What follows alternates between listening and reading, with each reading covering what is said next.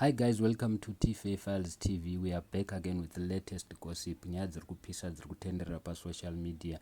Winky D anga ari kuchitungwiza kwakazoitika inonzi hondo yemarudzi. Mapurisa atumwa nevarakashi vanhu veZanupf kuti vastope Winky D. See full video.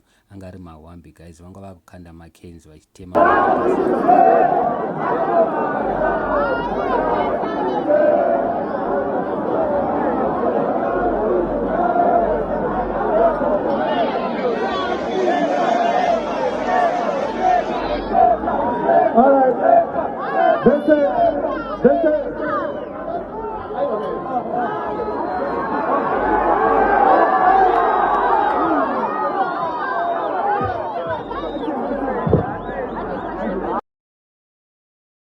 I'm sure guys mazvionerawo mega vanhu vanga vakutukana vachitemana nemakenzi asi avazukuru vambuya nehanda vadedzera zvinhu zvakawanda zvakasiyana siyana. Mumwe munhu adedzera kuti Winky D akubohwa music yake rega atemwe, asi vamwe vanhu vamira negafa. Mumwe munhu ataura akati takutanga operation yekusatakura mapurisa. Ukaona mupurisa achibaya kutauni o achibva kubasa usamutakure, achatakurwa nemota yekubasa.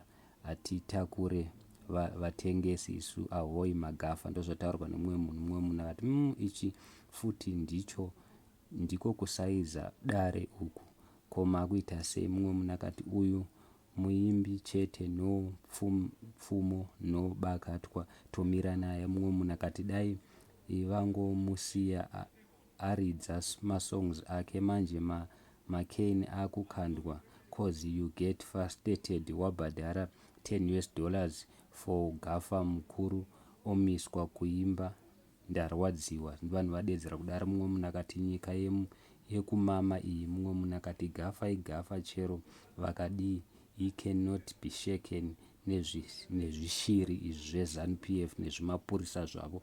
Mumwe munhu akati at that moment he was performing ibhosvo, they will always try to keep the truth away from people.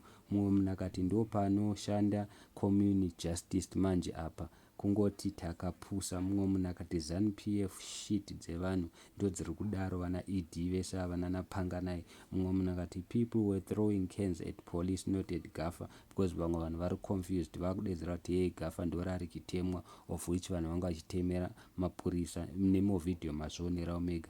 Mumwe munhu akati zviri pachena kuti vakomana vari kushanda. So guys, thank you so much. Ndonyanga tauya nayo. Vanhu varamba, team gafa raramba radedzera kuti mamuda kutibisira gafa redu tabhadhara mari dzedu dzakasiya dzakawanda.